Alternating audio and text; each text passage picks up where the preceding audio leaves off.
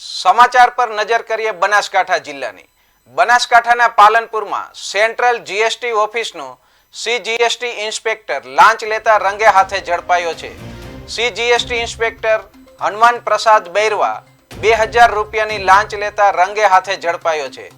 GST number આપવા બાબતે positive report કરવા આરોપી લાંચિયા સીજીએસટી ઇન્સ્પેક્ટરે લાંચ માંગી હતી.